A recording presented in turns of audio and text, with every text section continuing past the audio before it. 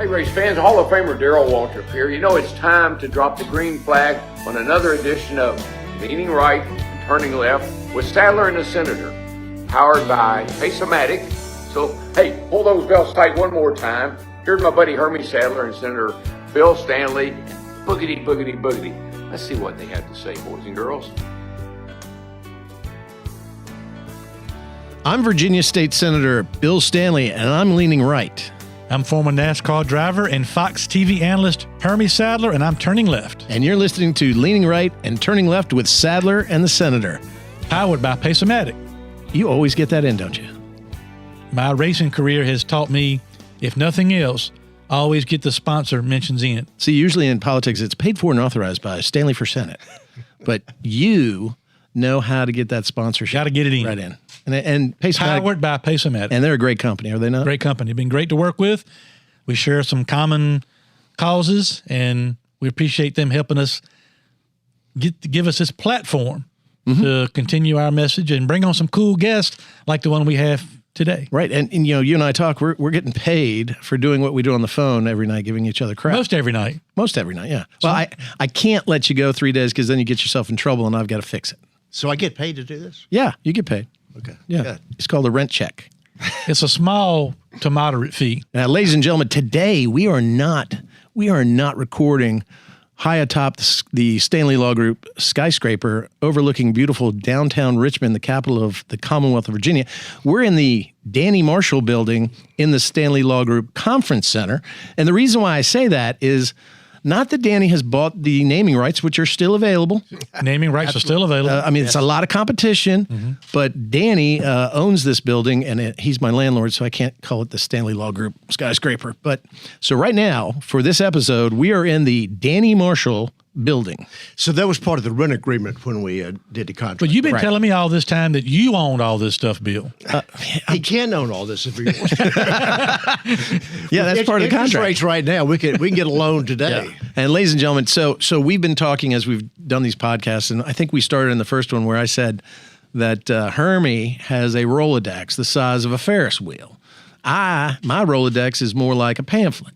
Well, now I'm reaching into my Rolodex here to bring somebody who I think very highly of, have known ever since I got into politics, but really is a gentleman and a statesman from Southside Virginia. You know, I heard from a gentleman who was a delegate, Don Merrick's. He used to always go up there and make a speech and says, government does not create jobs, does not create private sector jobs. But when you look at Danny Marshall and his career and the efforts that he does for Southside Virginia, as you know, I've talked to you about it before. We built Virginia. We're the Industrial Revolution. We led Virginia into the modern age.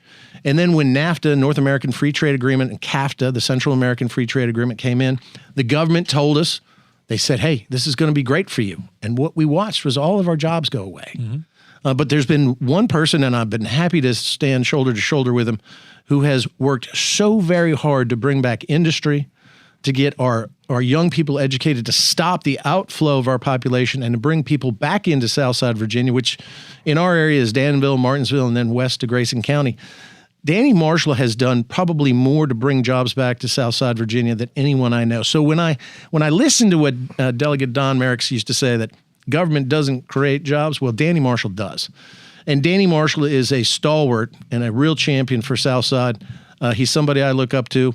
I take his advice even against my better judgment, and it usually turns out to be right. New College Institute. And so I'm just honored and pleased because today, Delegate Marshall, who serves in the House of Delegates, represents our area, is also a race car driver. Yep. And so we're going to talk exactly what this show is all about. We're going to talk about politics and racing.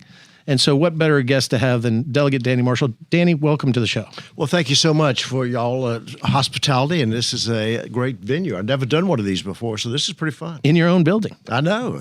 See? Great. And have I kept the place nice? Yes, it looks nice. I think you must have painted the walls here. I did. It did. It looks good. And It was kind of the carpet looks nice. You're doing well. I didn't splash any of the paint on the carpet, so good. We took our time. I checked it out. Delegate Marshall, I always enjoy having friends of Bill on the podcast because it's my opportunity to find out the real truth about all these things that Bill tells me his side of the story on as it relates to, number one, who owns this building we're sitting in. Number two, who runs the show over at the Pocahontas building and in the Capitol and otherwise. And, a couple of weeks ago, we had Joe Camarada on, attorney that Bill worked with. The Paula Jones, Bill Clinton case. Oh, yeah, okay. Bill had led me to believe totally that he was the stalwart and ran the whole show from start to finish. That's the story I heard. Joe Camarada comes on and basically Bill was cleaning the toilets upstairs while Joe and we're running the. So I just want to get the truth to some of these myths that Bill has been telling our listening audience. Well, the first thing you said that Bill brings his friends on. So how many y'all? Is this the second show y'all done? So. Yeah, I'm out of friends after this one. Danny, you're it. Okay. Yeah, Bill is struggling with the friend part. Okay. Yeah, struggling with the friend part. So you're Struggling with the friend part. Yeah. I mean, you're my friend, right? Or no? Well, that's a daily Is it decision negotiable? I have to make. It's negotiable. Wow. It's All right. negotiable. Well, Danny is free to tell me I'm not his friend, but Danny has been in the House of Delegates since 2002. Right. Now, for those that are listening that may not be here in the Commonwealth of Virginia or not as active in politics, the House of Delegates is the oldest governing body, democratically governed body in the Western Hemisphere. Is that right? That's correct. We're the oldest behind Parliament. Okay. And so this capital of ours is just chock full of history. But to think that democracy still lives right here on that hill where Jefferson's capital is an amazing thing. So it really is, for all of us, when we come here, a very serious and solemn obligation that we have. But at the same time, we know that we have only 60 days or 45 days to do our jobs because we have real life. And unlike Washington, D.C., we come down here, we balance a budget, we argue legislation probably at a frenetic pace, 14 hours a day, and then we go home. And so we're never losing sight of who we are or where we come from. And that's the way I think democracy should be set up. It should not be a career. It should be an obligation, a citizen-led legislature. It's a very humbling experience. The first time I was elected to go into that Capitol and walk through the Capitol, it is really a humbling experience to sit here and think about I got 80,000 people that depend on me in Southside. You've got more than that in the Senate seat since it's larger. But a friend of my dad's told me that when I was elected that he was really surprised that he thought the only way a marshal would get to Richmond would be 3 to 5 years in the penitentiary. Across the river, so I've represented some marshals. Okay, but it's a grave responsibility, and you've taken it very seriously. Now, what brought you to politics? I know you ran your family's business. The Marshall family is a very well known and respected family down in Southside Virginia. At what point did you get that itch, the desire to serve? So my dad told me when I was a kid that you can't always take cookies out of the cookie jar. You got to put some back in. And so, been very blessed with a great company, and we had 10 locations, and so it was good. So a friend of mine called me one January morning and said, "I want to come see you." And I said, "Okay, so what you want to see?" He said, "I'll tell you when I get there." So I'm thinking, what the heck does he want? I know what he wants. He's raising money for Boy Scouts, and he wants some money for Boy Scouts. And so when we got here, he said, "Danny, I want to talk to you." "Okay. What do you need?" "I know you're raising money for Boy Scouts, and I want, concrete business in January is awful. We don't have any money." He says, "No, I want you to run for city council." I said, "Heck, I'd rather give you money for Boy Scouts." So I ran for city council, and not in my wildest dreams did I ever think I'd be into politics, but I was a leading vote getter. And then so the current delegate at the time was Whit Clement, and Clement decided to run for Attorney General.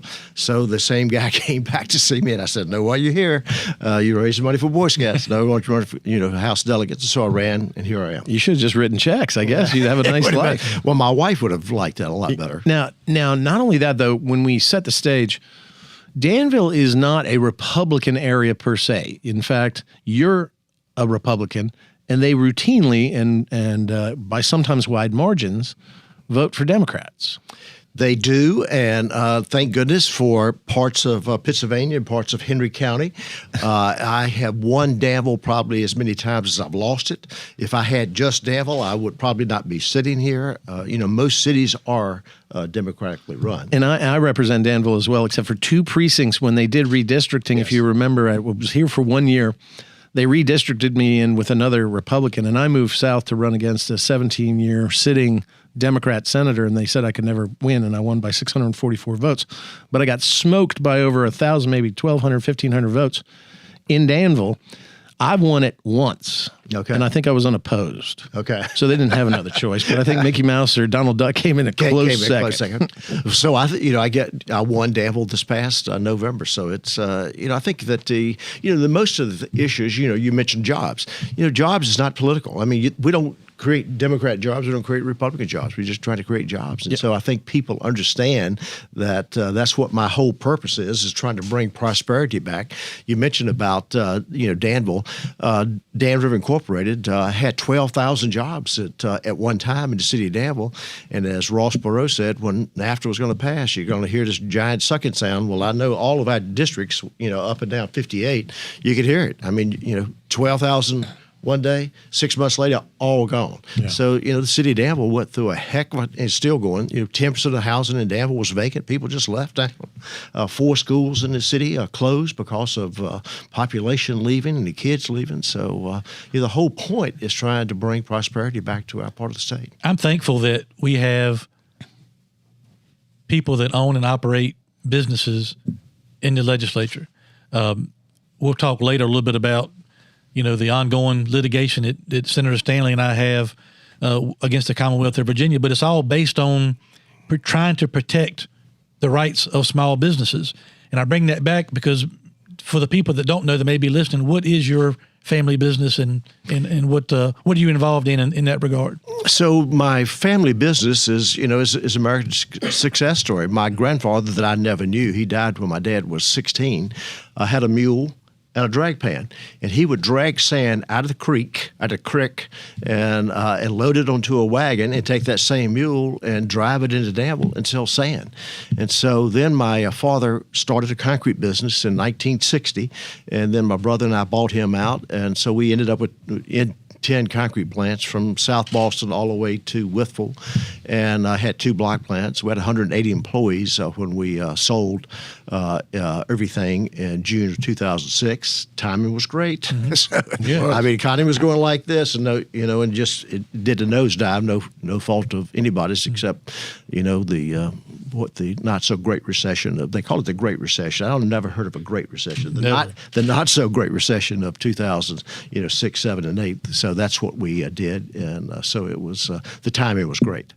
Now, were you guys involved in road building, industrial, commercial, residential? No, so we did. We sold ready-mix concrete, everything from a sidewalk to a major bridge, like that bridge complex at Clarksville. We did all of that. Up in New River Valley, the Smart Road, we did all of that. The Lane Stadium, we furnished that. Everything from a sidewalk in front of your house to the foundation of your house and we sold the product. We didn't do the actual work. The contractors did that. But VDOT was a big customer and industrial projects like Goodyear Tire and Rubber. We supplied all of the concrete out there, so we used only Goodyear tires. Ran many go-kart races at the Goodyear plant there in Danville. Go-kart track out back. Yeah. Oh, really? Yeah. I did not know that. Yeah, I don't think they run it anymore, but they have a go-kart track there and a golf course at the track. We used to race clockwise in go-karts. Turning right. Yeah, turning right. Do we need to change the sign? In my life, when I was turning right, the next thing I would hear from my spotter was, "Are you okay?" That means I'd hit the fence. Yeah, I heard you put your stuff in the fence more times than a blind deer during mating season. That's why I'm here with you now instead of still racing. Look how far you have come. We're falling. But I had this conversation with Bill a lot.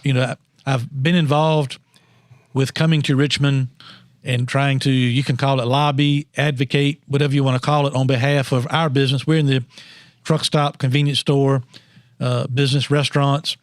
And I've often said, it just seems like to me sometimes some legislators, not all, maybe don't have enough appreciation for the challenges that small business owners and operators face in areas like ours, whether it be like today during the pandemic, raising product costs and services and labor costs going through the roof, and all those challenges. And it seems like I wish people would take just a split second longer when they write legislation or vote on things to consider how it affects normal, everyday working people trying to operate small businesses and their employees and their families when they talked about laws and how they affect the whole state and not just certain areas of the state. Well, I think that, and Senator Stanley and I've talked about this, we have R's and we have D's, but it's mostly, most of the bills it's more regional than it is anything else. Mm-hmm. It's Southern Virginia versus Northern Virginia. When you, of the 5 richest counties in the state of Virginia, in the United States, 2 of them are in Virginia. That's not Halifax and Pennsylvania counties. Right. Used to be. It used to be, right? We used to have the highest per capita number of millionaires in the United States. Yeah. In Southside Virginia at one point in time in history. Are they still counting you as the millionaire? Are you the next? Are you next level up now? No, I'm a thousandaire. Oh, thousandaire. Okay. So you own this building, you told me. So Loudoun County is right over there. Loudoun County. I think household income is $100,000. Where you've come to Danville, it's in the mid 30s, and so just the disparity there alone, it's people in Northern Virginia, can afford for extra taxes. Folks in our area can't afford that. And he's exactly right. Regionalism seems to play larger a part than partisanship. We always have our partisan bills, but it's regionalism. And a lot of times what I think we find in Southside is that people in Northern Virginia are writing stuff as a one-size-fits-all kind of cure in what they think is right for us, and it doesn't fit. Mm-hmm. And I've said this before on the floor of the Senate. It just seems like my dad used to lovingly say to me, when I want your opinion, I will give it to you. And unfortunately, we get that too often. And, I also remember the phrase from my father, dance with the one that brung you. Well, we were the ones down in Southside and Southwest Virginia that grew the economy. I lived in Northern Virginia against my will. My dad was in the military, so when he got assigned to the Pentagon, that was where we were.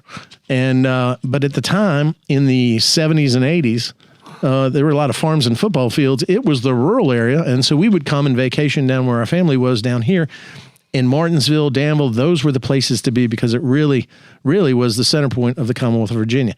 How times have changed, but they've forgotten who brought them to the dance, and now it's just, and a lot of that, they're not original Virginians in there, and that's fine. I love people coming to the state, wherever they come from, but they seem to have a 30,000-foot attitude that looking down, they say, oh, you'll love this. It's great. That's the same thing that I talked about earlier. The government keeps telling us, this will be great for you. Don't worry. NAFTA, CAFTA, tobacco, now coal. And they just keep taking away what we knew and what built Virginia, and they have nothing to replace it with. And they go, well, I'm sorry about that. And that's why we have a gentleman like Danny Marshall, who then has worked so hard, not only just in bringing and courting companies to come to Southside Virginia, but also sustaining and helping those that have been there and weathered the storm, helping them grow. And most importantly, which I think he's done a very good job, and so has a lot of the leaders in Danville, is creating a workforce training pipeline. Talk about that a little bit. So one of the things you have to look at is how you can create that base.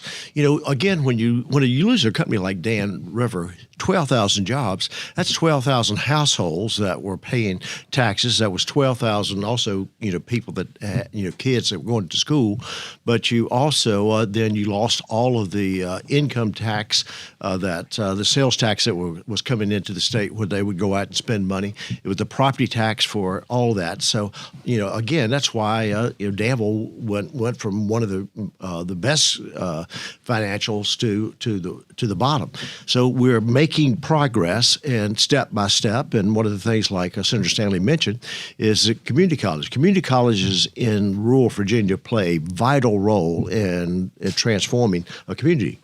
So we, Senator Stanley, we were both on Tobacco Commission when this happened before the other side kicked us off and made it political. So what we did is we looked at precision machining. Danville Community College was graduating about 25 people in precision machining. So they said if we up that, we could probably get all of those people jobs. And good jobs, yes, good paying jobs. Yeah, and good paying jobs for our area. I mean, these young men and women, going out making $75,000 a year. And so Haas, the same guy who runs the Formula One team, he builds the machine, and so they have Gene Haas. No, it's not Gene. Gene's the IndyCar guy. Right. Yeah, it's not that same. Okay. Haas. It's a different Haas. All right. So it's spelled the same, but it's not the same. So what happened is that we got the class and got some money back when McDonald was governor to increase the number of kids that could go through that. And so now they're graduating about 80, and every one of those people this time of year, right before graduation, will be getting multiple offers. So what we did is, Tobacco Commission, we hired an economic developer that lives in London, and his job is to go out and recruit businesses. And so we recruited 5 businesses so far that are precision machinists companies that came to Southside Virginia because they see this pipeline of 75 to 80 people coming out each year. And so it's all about workforce. So that's just one thing. And every single one of them got a job interview, and I think every single one of them got a job. Yeah. And what you were saying, Danny, was surprisingly, almost all of them stayed located in the Danville region. Yeah, I've heard that number that if they looked at the zip codes of where they, when they went to college and looked at the zip codes of where they were working, and so most of them are still within that same zip code. Now, we're going to take a break here for just a second, and I'm going to have Hermie, who is all about the sponsorship, read those important words that we love so much. Well, Leaning Right and Turning Left is powered by Pace-O-Matic. Pace-O-Matic is an entertainment company that develops gaming software that players love to play and can use their skills to win every time. Pace-O-Matic is focused on people having fun, the small businesses that love them, and generates millions of dollars in Virginia. We appreciate Pace-O-Matic sponsoring Leaning Right and Turning Left with Sadler and the Senator. You have to read the sign. No, but I still turn there. It's just kind of like a blue blanket. I need to make sure I'm not messing security. It up. Well, because I'm always wanting to say turning right and leaning left, which is messing that up. And I try my best not to mess up that great title that you and I came up with. We're going to take a break now, a little commercial break. And we come back, we're going to still talk about politics, but we're going to talk about the most exciting part of Danny's life, at least my hero worship part. He ran the 24 Hours of Daytona. Mm-hmm. He's run at VIR. I want to talk about that track, how important it is to racing here in Virginia. And we'll talk about anything else that comes to the top of your minds. How's that? Well, let's do it. We'll be right back. NMLS number 65084, Equal Housing Lender. New Year's resolutions are just hard to keep up with, but saving money is easy at SaveWithConrad.com. Wouldn't 2022 be easier with lower monthly payments? Get the best rate you've ever had, pay off your credit card debt, and even get the cash you need right now at SaveWithConrad.com. You don't need perfect credit or money out of your pocket to get started, and you can even skip your next 2 house payments at SaveWithConrad.com. Find out how much money you can save for free at SaveWithConrad.com. Hi, folks. This is Hermie Sadler. Thanks for listening to our all-new podcast, Leaning Right and Turning Left with Sadler and the Senator. I hope you are enjoying the show as much as Senator Stanley and I enjoy bringing it to you. Whether you're a family traveling together or a truck driver hauling freight up and down the highway, I hope you will take the time to visit one of our Sadler Travel Plaza locations in Virginia and North Carolina. Sadler Travel Plaza locations are licensed dealer locations for Pilot Travel Centers. And we also carry Shell Motiva petroleum products for our four-wheel friends. We pride ourselves on providing one-stop shopping for service, food, and entertainment. Our food options include Five Guys Burgers and Fries, Quiznos, Dairy Queen, Hermie Sadler's Faux Show Bar and Grill, Victory Lane Restaurant, Hunt Brothers Pizza, Dunkin' Donuts, and much, much more. Our locations include Sadler Travel Plaza in South Hill, located off I-85 at Exit 12. The Sadler Travel Plaza of Emporia, which is conveniently located on Exit 11B off I-95, and Sadler Travel Plaza on Highway 58 in Suffolk. We also have our North Carolina location, Sadler Travel Plaza in Dunn, North Carolina, that's Exit 75 off I-95. We appreciate all of our customers.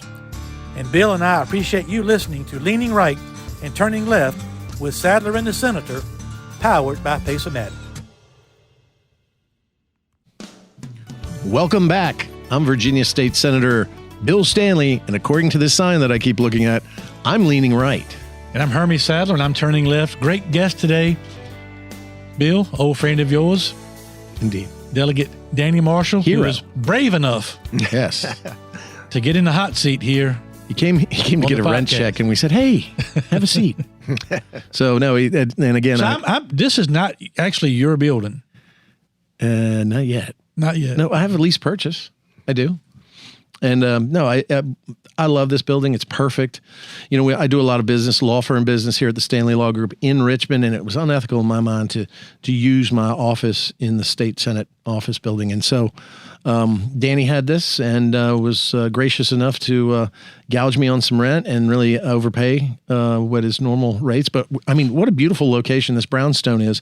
1 block from the Capitol. When you look out the window, you see the Virginia Supreme Court. I wouldn't just tell to him your all left. the nice things about it because your rent might go up. Well, and look, you can also look out the window, and it's the parking garage for the Senate and the House. So you see who leaves early and who leaves late. Mm-hmm. And Danny always leaves late. I don't park over there. I usually walk back and forth. Oh, well, then I'm looking at the wrong car. Okay. I'm sorry, but you know, it's a real pleasure always to speak with you and to learn from you.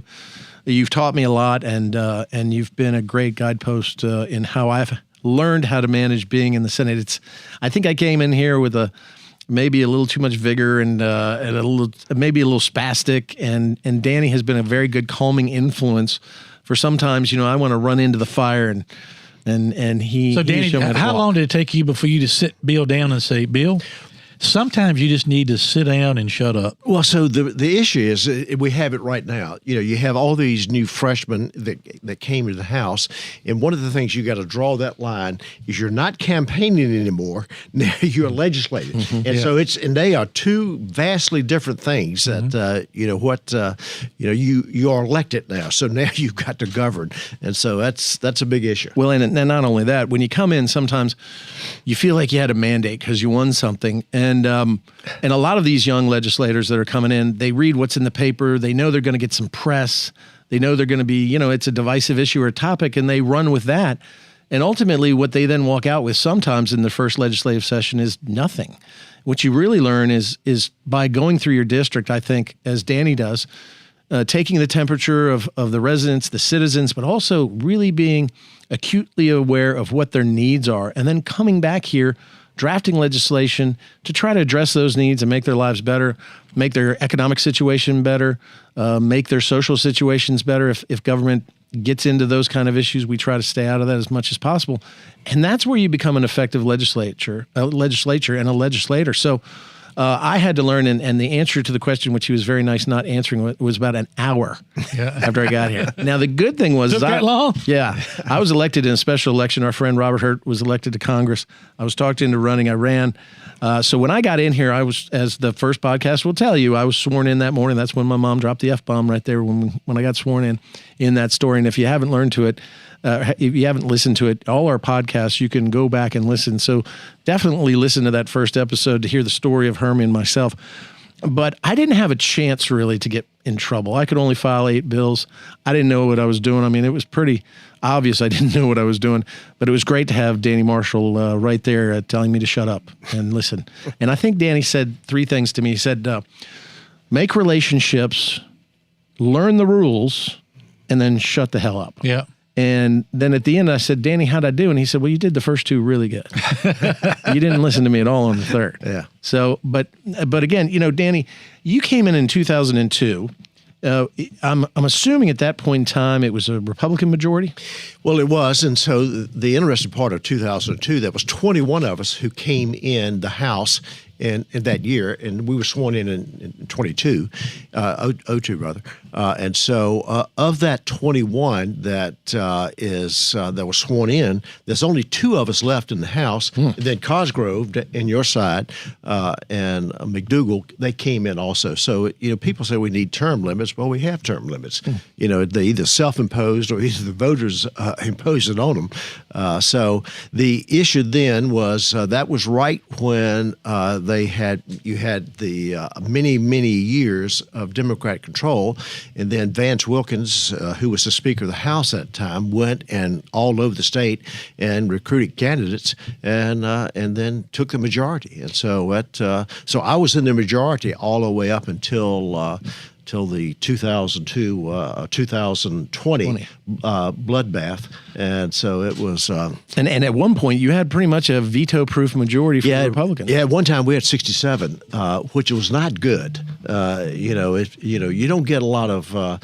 You get people who can just kind of go off the reservation at the time, but so we're at 52 right now, which is better than when we were at 48. But it's still, the issue that you talked about is that people think that just because it's their issue, that it's everybody's issue. Not always the case. And it's surprising, too, because what we think is a good issue and we get out of the Senate can just get into what we call the buzzsaw when it gets to the House and vice versa. So bicameralism allows for a number of avenues by which our legislation is vetted, debated on both chambers and both houses. And it's funny because you think, well, my goodness, I got this out of the Senate. There should be no problem in the House. And all of a sudden it's, laid on the table is what they use. We say pass by for the day or pass by for the year or pass by indefinitely. And so sometimes that can create bad feelings by people that are wearing the same colored jersey as you. Well, it can, but I think that you have to go all the way back to the Founding Fathers. They got it right. As opposed to being just a dictatorship. If we didn't have y'all, that we could just do a whole lot more things. I bet you'd like that, wouldn't you? Well, maybe. I'd like to try it for a year. Tell us the truth, Danny. What do you really think about the Senate? I'd like to try it for a year. But I think that, it's that we are a good, firewall for some of the stuff that y'all send over, and then we vice versa. So it works, especially right now when you have a Republican-controlled House and you have a barely Democratic-controlled Senate. 21-19. Yeah. With Winsome Sears, who, as the president and a Republican and a historical figure and a wonderful person and someone we're going to have on this podcast, she's the tie-breaking vote in case one Democrat comes over. But right now, they're calling themselves the Brick Wall Caucus. It to me, and I said this in to the Richmond Times, I don't see any difference in the 2022 Senate than the last 2 years. Yeah. They're getting their ridiculous agenda items, some of them ridiculous agenda items, out. They know they're going to get killed over in the House, and they're killing a lot of good initiatives that we have as Republicans. And a lot of times what I'm seeing right now, Danny, and especially with they're in control, if it has something that says Governor Youngkin supports or Governor Youngkin initiative or part of his day one plan, they're going to do everything they can to try to kill it. If it's Jason Miyares, same thing. It's almost like, and I hate this because I love my Democrat friends on the Senate side. We are close, even though we sit on opposite sides of the aisle. It seems like, I don't know if it's sore loser or they're just not going to, where we allowed some things to happen with their agenda when they had the governor's mansion, the lieutenant governor's office, and the attorney general. They're just not into it. It seems like they're going out of their way to kill it. Well, and not only that, then you had one of the secretaries who was in the Trump administration, and he had the biggest bullseye on his back. Forget about his policies. Forget about anything else that he's done. It's just, I think that he just had that on there, and so that was kind of somewhat the curse of death. And Hermie, here's the problem. I know Delegate Marshall and myself, we always believe that if a governor appoint somebody, they should have that right to have them in their cabinet, even though we may not agree with them. We may not like them. They might come from somewhere which is an antithesis of what we believe in, but we've always stood for that. Not this year. Mm-hmm. The Democrats have gone out of their way to excoriate him, and I think it's only because of the association with Donald Trump, our former president, because when Mr. Wheeler came and testified to the Agriculture Committee, he was brilliant. And I think a real balance of environmentalism with common sense, but he had that Trump moniker on him, and so they weren't going to have any of it. Danny, I'm sure you're aware, we have not spoken about it, but obviously Senator Stanley and I have a ongoing litigation against the Commonwealth of Virginia, the Attorney General's office, as it relates to skill games being banned in small businesses across the Commonwealth. And a lot of that, what we've been fighting against, has to do with casinos coming in. I know there's a proposed casino coming potentially to your area. So I'm just curious the dynamic or the conversations that you two may have had about those issues and where they may overlap?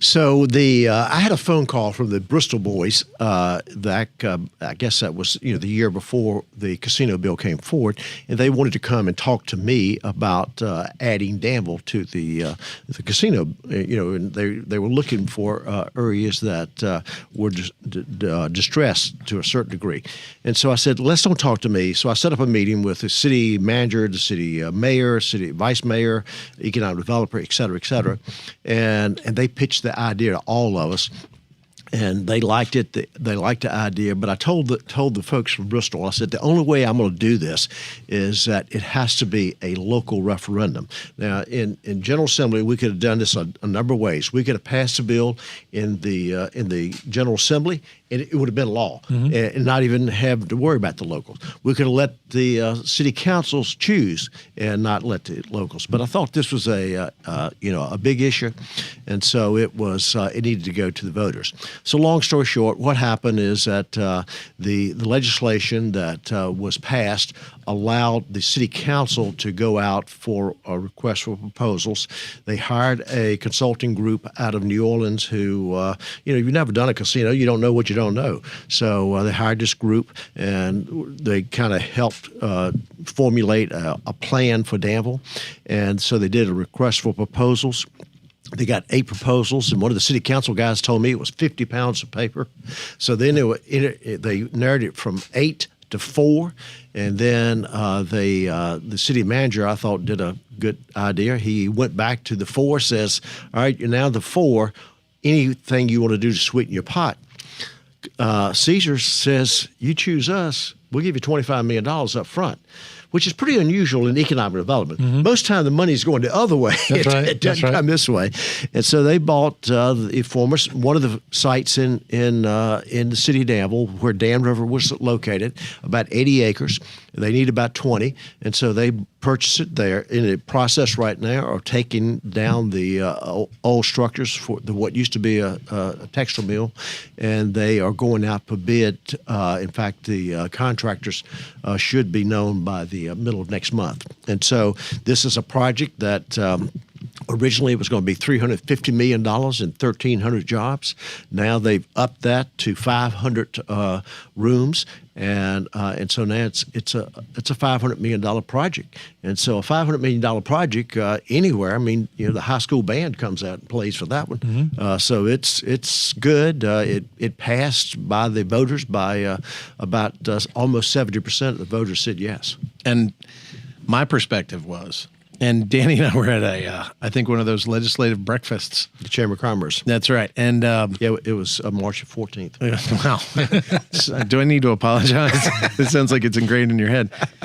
So, my perspective has always been, I just didn't see, we had banned gambling, casino-style gambling, games of chance. Not games of skill, but games of chance. In the Commonwealth of Virginia for a long time. There was this initiative where we were starting to kind of loosen up. I think the first thing we did was allow for a form of sports betting through fantasy football, fantasy sports.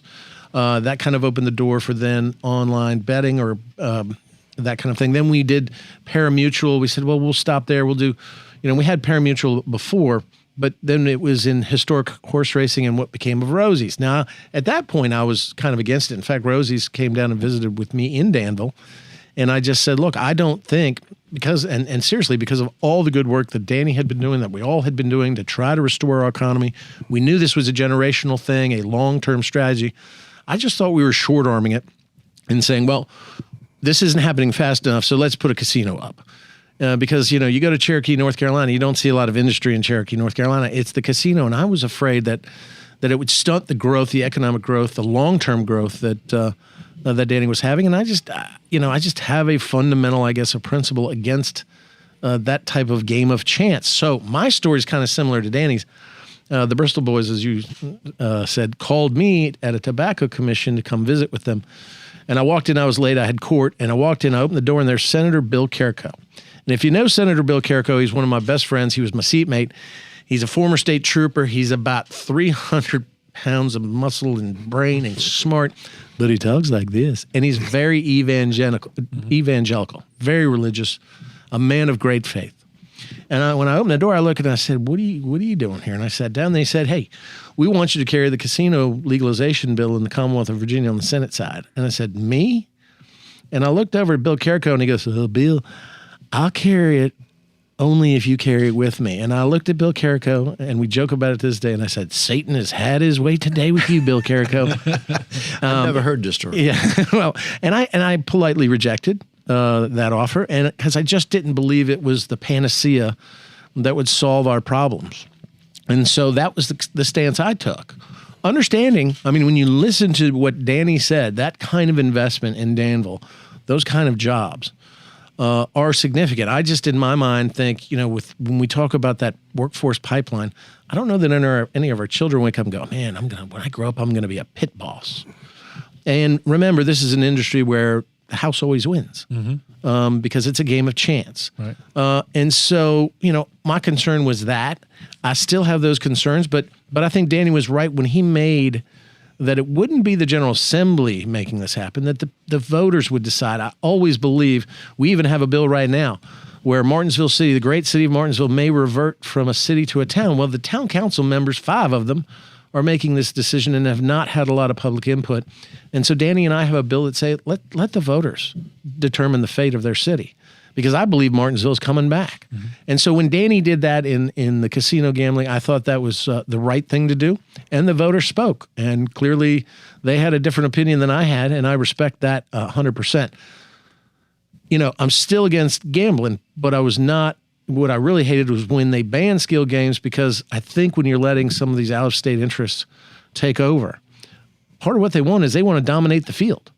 And I think they viewed our Virginia small businesses, like yourself, Hermie, as cutting into that, even though we're a couple of years away, Danny, I think, from actually having a casino, although they're trying to put up temporary. Well, I think Bristol will open this spring, partial open. Yeah, temporary office, headquarters there, what they're going to do, and we've got some bills as to that. But we always thought what I hated was, all right, I don't like gambling, but I don't like unfairness, and I've said this worse, and so that's why we undertook the lawsuit, which was just I think ultimately that if we're going to allow this new industry, then we should allow small businesses to participate in whatever way that they can. Yeah, the way I've looked at it from our business is every business that I'm in Emporia, Greensville County, every business that my father built was built with the free market system. To your point, let the people decide where they want to go spend their money, just like you let the people decide whether or not they want a casino. So we're not, there's a Rosie's potentially coming to Emporia, which is fine. Our complaint or my concern or the reason why I wanted to pursue litigation was I just didn't think that, if Rosie's wanted to come to Emporia, let them come to Emporia, build a building, invest, and compete like everybody else. But they haven't been doing it that way. They've been behind the scenes pulling the strings of how gambling has been going to be implemented in the Commonwealth of Virginia. And they're saying, when we come to Emporia, we want the skill games and Hermie's truck stops and convenience stores to be gone so that when people decide to go spend their discretionary income to do that, they have to go to Rosie's to do it. Or clear the field.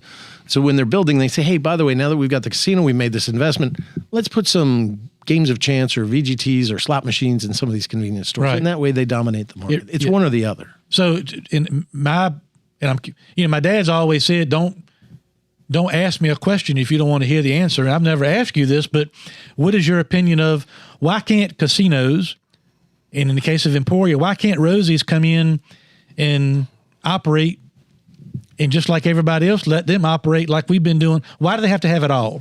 Well, to me, the problem is that anytime the government is picking winners and losers, I think we all lose. Right. And I think this is a prime example. I mean, and you see it over and over and over again with just not this issue, but other issues. So I'm a free market person. I think you let the marketplace determine. I think, I've heard this from the Caesars people that they are worried about these. I don't think somebody is going to get in a car because most of the traffic for Danville is going to come from North Carolina. So I don't think somebody's going to drive from Greensboro or Charlotte up there and then say, hey, let's go to, they're coming. Let's go to the Quickie Mart. That's right. They're coming for a destination to go to that facility at Caesars. I went, Bill knows this. I went, my family is stuck in Emporia, been there our whole life. All our businesses are there. Our families are there. We have nothing to gain by the city of Emporia in Greensville County not doing well, because the more jobs, the better we do, the more people can spend money at our stores. And, so we have to want the community to do well. But city council and my city manager were coming to me through this whole process. Will you publicly support Rosie's? And I said, no. And they said, why? I said, I'll tell you what I'm going to do. I'm going to come to city council next week and speak to you guys on the record so everybody understands my position.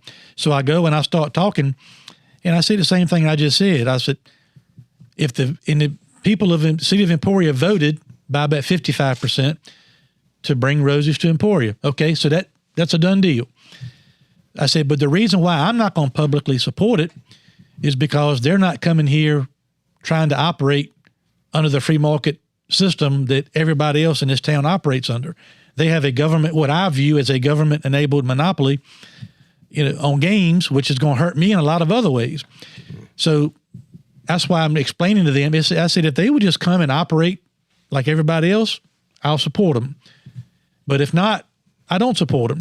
And so one of the members of city council said to me, says, well, Mr. Sadler, what you have to understand is one of the reasons why we support Rosie's is because their starting pay is going to be $15 an hour, which is great for our community. And I said, Miss So-and-so, you're exactly right. I said, but I'll make a deal with you. She said, what's that? I said, if this city council can go to Richmond and lobby the General Assembly to get me a monopoly on selling gas in Emporia and Greensville County, Yeah. I'll pay everybody $30 an hour. And she said, well, how are you going to do that? I said, because if I've got a monopoly on gas, that means I don't have to worry about the guy across the street. I can charge what I want. And by the way, I can also charge what I want for my potato chips and my candy bars and my barbecue sandwiches and my hot dogs inside the store. Because when Rosie's comes to Emporia, if you have to go to their place to play the games, I'm also going to lose my restaurant business, my bar business, not to mention they have an unfair advantage on employees and those kind of things. And so the vice mayor of Emporia is Clifton Threet. Known Clifton all my life, love him. He runs the Food Lion there in Emporia. Right beside the Food Lion in Emporia, there's a vacant building where People's department stores used to be. So I told Clifton, I said, Clifton, you run the Food Lion. Do a great job. He said, thank you. I said, this sounds far-fetched, but what the government's doing to me sounds far-fetched to me too. I said, what if Publix decided they were going to come to Emporia and put a grocery store in, and they were going in the old vacant People's building right beside you. And let's just say that they had gone to the General Assembly in Richmond and lobbied and got a license or the right to be the only ones in Emporia and Greensville County that could serve steaks and potato chips and sell soft drinks as a department, as a grocery store in Emporia. And you can't, even though Food Lion's been here all these years, they can do it and you can't. How would you like that? He said, well, I wouldn't like it at all. I said, well, now you understand why I'm not publicly supporting Rosie's. So I think there's enough business if we all stay in our lane and operate the right way. And that's really all I've asked Bill for us to continue to fight for. And that is a fair and equitable tax and regulation system that works for everybody. Because really, Danny, what we really all need to do is get on the same page and then combine our resources on the backside, create some type of a task force that can go out. The real enemy of us all is the illegal games that have popped up. Because when our games got banned in July, also what went away was the oversight from ABC. And now there's illegal stuff all over the state that is really the enemy of everybody. And so I hope ultimately, although Bill has been and continues to fight some uphill battles with some of his companions in the General Assembly, that's all we're trying to say is a fair and equitable system that works for all of us, and let the people decide under a free market system where they want to spend their money. Yeah, absolutely. Time to tell you about something I'm super passionate about: protecting your family. Yes, this is a life insurance ad for GoliathLife.com, but to me, this is really about peace of mind. Think about insurance for a second. We all get medical and auto insurance, yet we never even know if we're going to have a need for it. Let me let you in on a little secret. You need life insurance. We're all going to die. Now, as you let that reality sink in, think about what would happen if your family stopped having your income tomorrow. If you don't have a plan for that, you need to visit GoliathLife.com. And I mean right now. And just personally, I've lost 2 friends in their 40s this past year and a half, and I don't even want to think about what their families would be going through had they not had life insurance. If you don't have it, get it. Protect your family. And I suggest you go to GoliathLife.com because they've made the process of getting affordable life insurance super easy. Goliath Life streamlines the life insurance process by allowing you to get quotes from more than 20 carriers within minutes. And you'll pick your terms and payments to fit your budget. You pick your price, you start the online application immediately, and even schedule the medical exam to come to you. And I've done it. They sent someone to my office. I skipped the phone calls, the paperwork, and the crazy invasive conversations. Goliath Life makes buying life insurance simple. There's no hidden fees, no upsells, no hassle, hell, not even a phone call. Goliath Life is life insurance in your hands on your time. Get multiple quick quotes right now from the comfort of your own home and begin your application in a few easy clicks right now at GoliathLife.com. Hey, this is Bill Stanley, Hermie Sadler's sidekick on this podcast. But when I'm not in Richmond at the Capitol or doing this podcast, my real job for the past 27 years is as a trial attorney with the Stanley Law Group. Here at the Stanley Law Group, we represent our clients in every courthouse in the Commonwealth. No problem is too small for us to solve. No case is too big for us to win. Whether it's criminal charges, traffic offenses, civil disputes, litigation matters of any sort, we handle it all. We make sure we treat every client like family because they are to us. Your problem is our problem.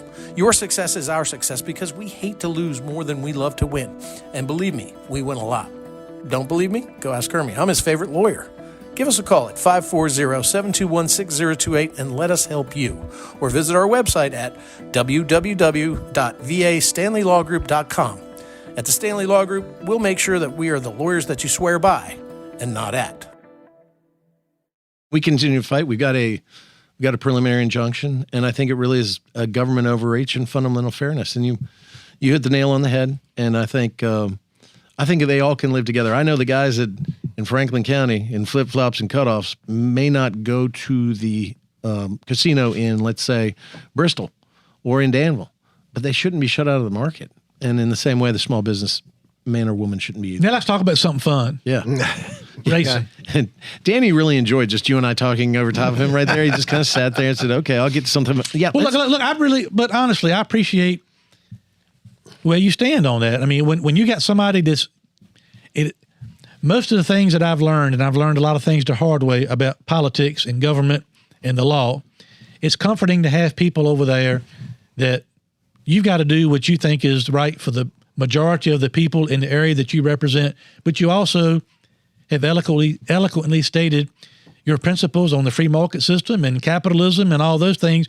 And there's a way everybody can coexist. And so it's comforting to me as a lifelong resident of the Commonwealth of Virginia that although I'm not happy about how some of these decisions are derived, and I don't like the fact that as a small business owner, I feel like I've got to defend myself against certain people in the General Assembly that were elected to protect and serve us, per se.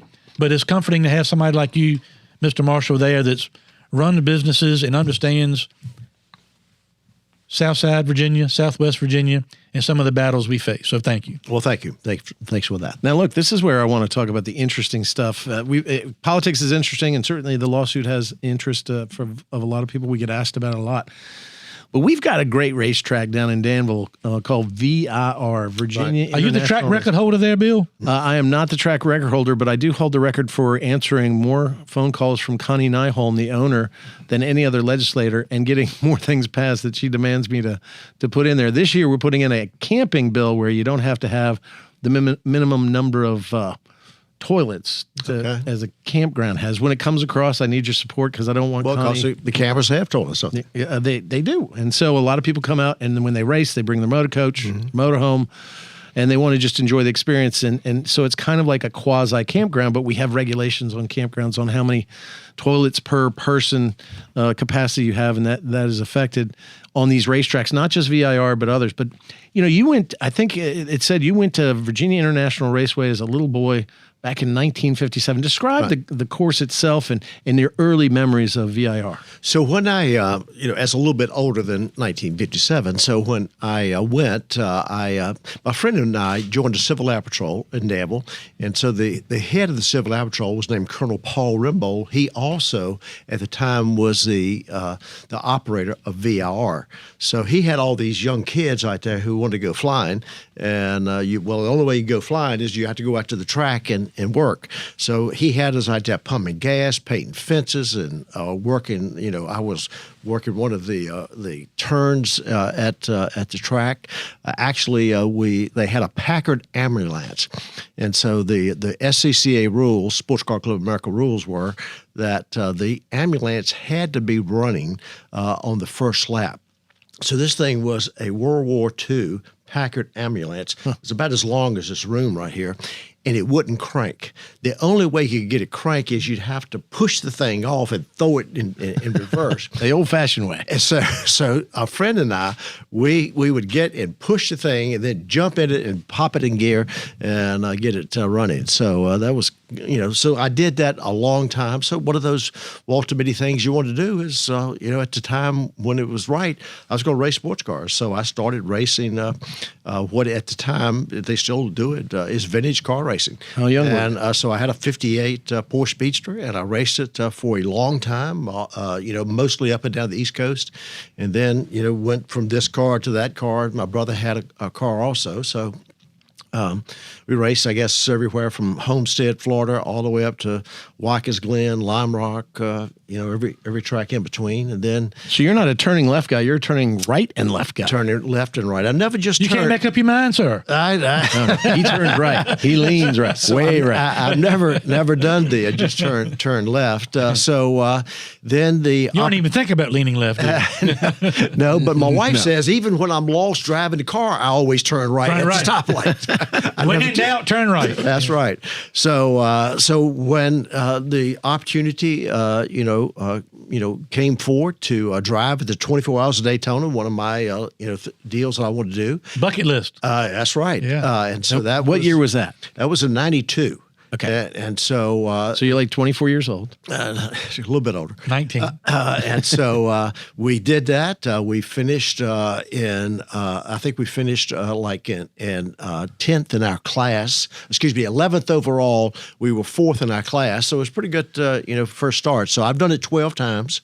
And I guess the most memorable time was when the Earnhardts were there. And the practices always, usually at that time, was usually the first weekend in January.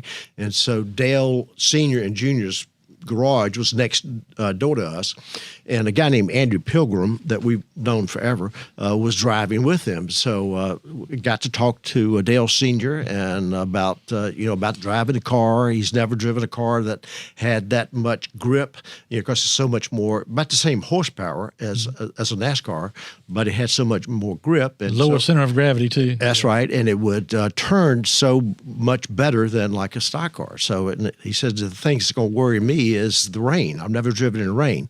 Well, when we went back the 1st of February for the race, it rained 18 of the 24 hours. Mm-hmm. And so I was in the car at 2 o'clock in the morning, had about 4 inches of water in the car. And every time I would accelerate, that wave would come up, and I was soaking wet from my chin all the way down to my toes, thinking, is this fun?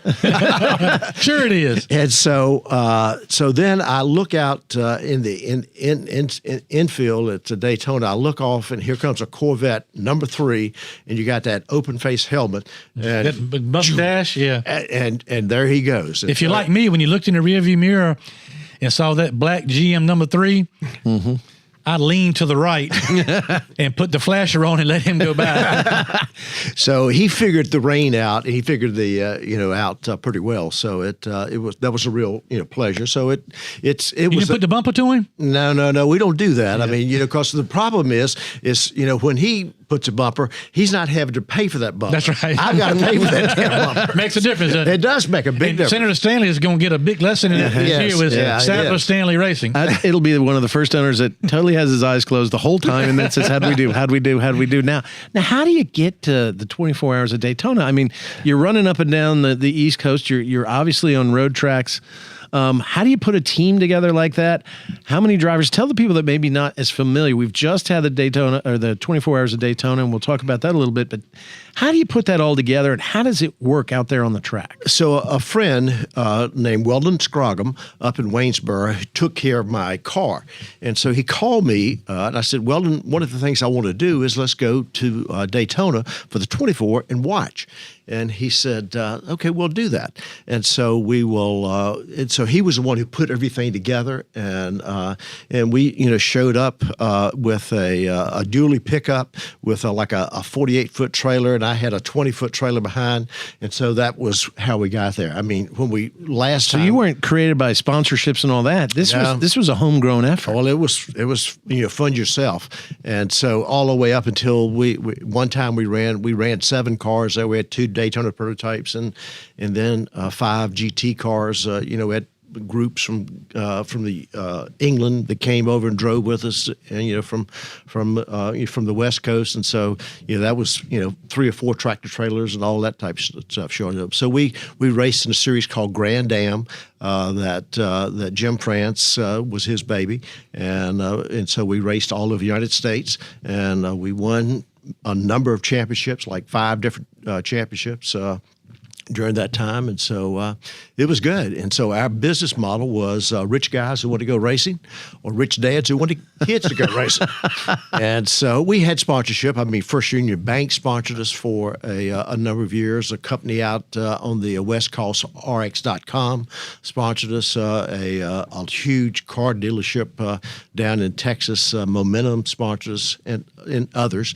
But in that not-so-great recession, the guys weren't as rich as they used to be, and Dad wasn't as rich as he used to be, and so that disposable income kind of went away, and the house of cards fell apart. Now, so you get out, you've decided you're going to run 24 hours of Daytona.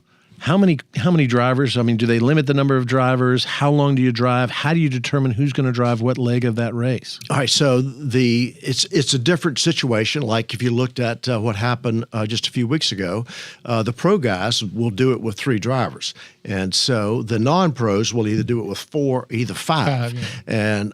And so what we would do is mainly is how long the car will run on a tank of gas. Early days, we could run 100 liters of gasoline, which would give us a little bit more than 2 hours.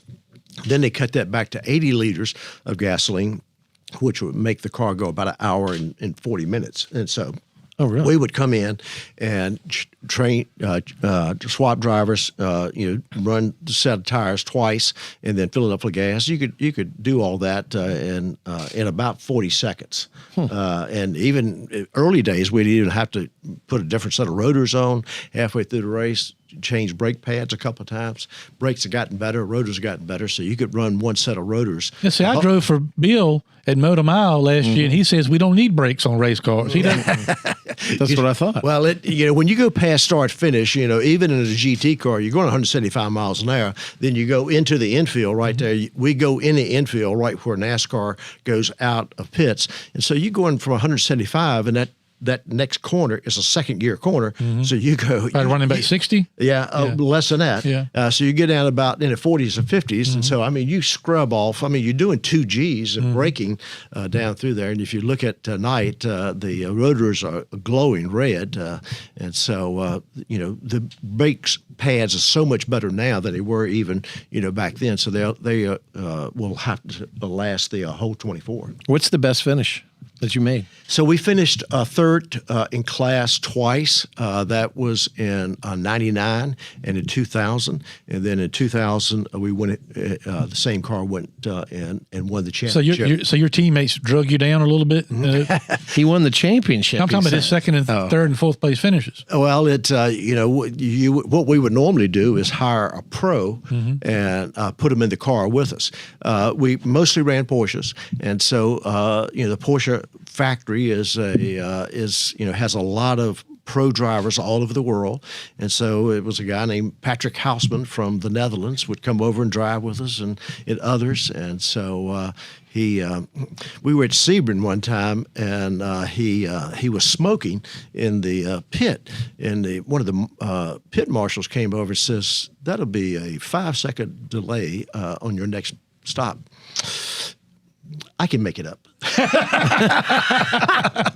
And he did. I like it. And he did. I like it. Back in the day, I used to race. When I first started, there was a guy that was racing in NASCAR at the time named Dick Trickle. Yeah, I remember the name. Yeah. So Dick used to have a cigarette lighter in his car. I heard that. So we'd be under caution, and Dick would put a cigarette in and light up under caution. And me and my brother used to laugh. We never even had to listen to our spotter or look at the flagman. How we knew it was going to be one to go is when we saw Dick flick his cigarette butt out the window. We're like, well, it's one to go. The technology now takes over, but I guess that's the best way to do it back then. We've talked a little bit about economic development, and Bill and I talk regularly. And one of the reasons why we're doing Sadler Stanley Racing is to try to support some of these short tracks, not only in Virginia, but also North Carolina, South Carolina, really trying to push for that community involvement and economic development.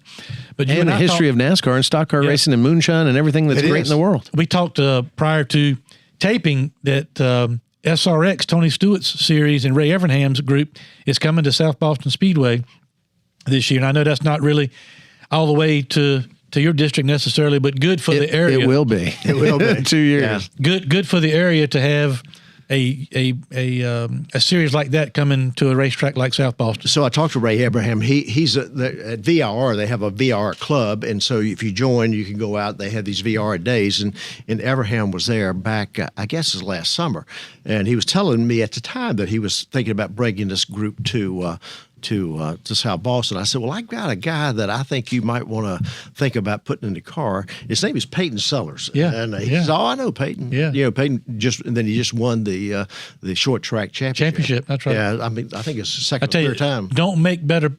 The last 2 or 3 times that I raced in the Denny Hamlin short track showdown, I borrowed cars from Peyton and HC Sellers, and they don't make, talking about racing families, good business people, and all things in between. Great ambassadors for the Commonwealth of Virginia.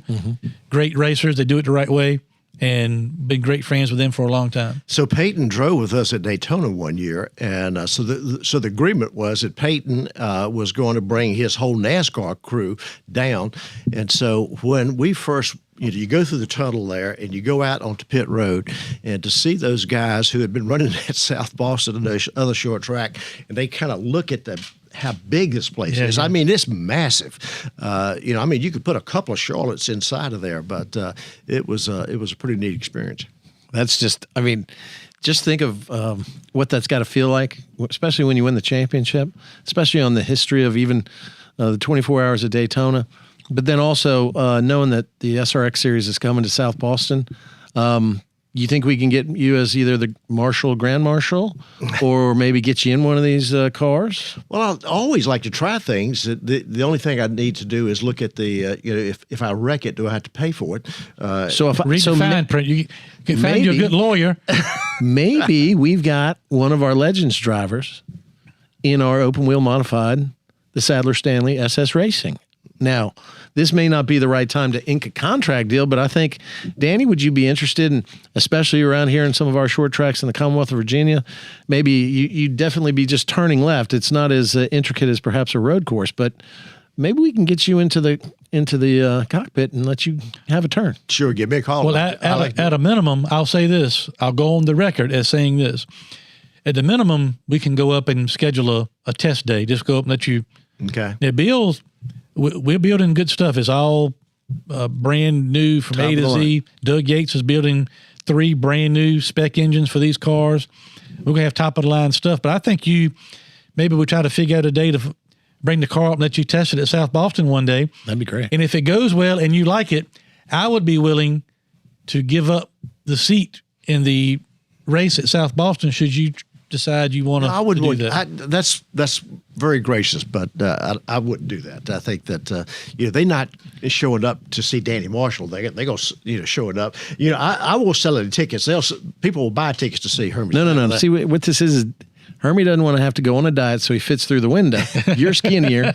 He's offering it up because he doesn't want to get like he said. The only injuries he had when he ran was bruised ribs from Motor Mile last year just from getting in and out of the car. Well, they do make seats in different widths, They do, but the seat doesn't help you if you can't get in through the window. You got to get through the window to get to the seat. Well, they do. I've seen where the tops. Michael Waltrip enjoyed that the roof, the hatch on the roof. Yeah, I have to invest in one of them. But it is great and it's really interesting to hear your stories about racing. I never had the opportunity to do the 24 Hours of Daytona and have a lot of friends that did. Jimmy Johnson has done it several times, loves it. Yeah, he was there last weekend, a couple weekends ago. And wasn't that a great race? It was good. It was, especially the last 30 minutes. It was about as good as it gets. Yeah. And then Helio winning in the way that he did. Yeah, I mean, he's on fire right now. He won last year, then he won the Indy 500, then he comes back again. And not only that, all four classes finished on the same lap. Well, you think a 24-hour race, and they all finish on the same lap with just in a few seconds. I mean, it is amazing. It is amazing. To think about, because you in a GT car, we'll probably change gears per lap about 25 times per lap, up, down, and whatnot. So you take that and multiply it times 720 some laps. I mean, you put a lot of stress on the car. So people say, well, what's the purpose? What do you try to do? My purpose is to try to bring the car back in one piece so I can give it to the next guy, right? So he can give it to the next guy. You don't want to be that guy that ruins it for everybody. That's right. And because what you want to do is you want to position yourself so when the sun comes up, it's still, you got a long race. It's still 6 hours before the final of the race. Normally, it depends on what time. We started sometimes race at 11 o'clock, sometimes at 1 o'clock. The worst was at 3 o'clock. But normally, like what they did the other day was at 1 o'clock. But so about the last hour, you position yourself for that, make sure you're in a lead lap. And, there was a lot of wrecks early on in the first day. Yeah. I was kind of surprised. It was, as we use the word chippy, a lot more than you ever see, because usually everybody's just trying to get into their space, into their groove, and not mess with anybody else. But coming out of that one turn, going into the high bank turn, it seemed like there was a lot more incidents than I remember, and I watched that as religiously as I can. Well, the problem with a GT car is you've got one eye looking forward and you get the other eye looking in the mirror, because that prototype is not, if he's going to pass you, it's when. And the other issue is then you look up to see how many's coming. And because what they'll do is they'll split you and use you as like a pick on a basketball team, and which scares the heck out of you the first time it happens. Danny, you probably don't know this, but Bill, over the last couple of months, from time to time, has inquired about my potential interest in politics and maybe being involved in politics, but nobody has ever broached a question to him. He wants me to drive the open wheel modified, wants you to drive it. My brother, Kenny Wallace, he's never really mentioned the fact that Put him in the car. Yeah, that's a good idea. That way, if I could put him in there just to run a few laps, he would never complain ever about how slow I was going. We'll see about that. So, Bill. Listen, I'm learning how to drive a motor coach, which I just bought so that we can travel to these races and can you bring tell my family. Delegate Marshall, tell us about your first day driving your motorhome, especially when you got it home. What happened? Okay, so my son Colin, who I love very much, is a paramedic, and he drives an ambulance. So I figured I'd let my 20-year-old drive it from North Carolina all the way back home. And then we got into the area of where my office is in Smith Mountain Lake, and it's a historic building. And I decided I was going to park it, so I got in there. And you let him drive it all the way home, and you were going to take over and pull it to the parking lot and lo and behold, yes, that's exactly right, because I think through these things, and I put it in the mud and got it stuck. So thanks. So yeah, I'll be driving our car. Yeah, no problem. So yeah, it's very exciting to be involved, especially we're talking about the Smart Series. The Smart Series, which is also powered by Pace-O-Matic. They've taken a real interest in these short tracks, this historic heritage trail that we have in the Commonwealth of Virginia. And so I'll get in one of the cars. I will. Whatever you want to lose, I'm ready to drive. He joked with me, Danny, about, oh, Hermie, you put your flashers on while you're on the track, put your signal light on. So I figured he needs to go out and and burn a couple laps. He'll probably never even get it in high gear, but that's not the point.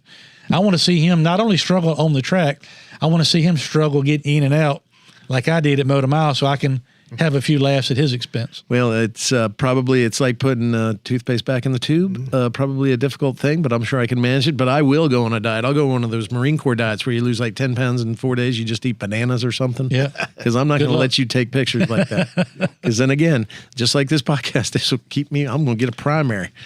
I will not be a senator for long. If that so we're getting ready to wrap up here shortly. But my last question to you, Delegate Marshall, is how much longer do you plan to be in politics, and what's the couple things high on your agenda you want to see followed through in your in the area that you Stay forever that you he represent? Can't, and look, he can't go anywhere. He's too effective. We need a fighter like Danny Marshall, paid for and authorized by Marshall for House of Delegates. But I'm telling you, he is such a force here in the General Assembly here in Richmond for Southside Virginia.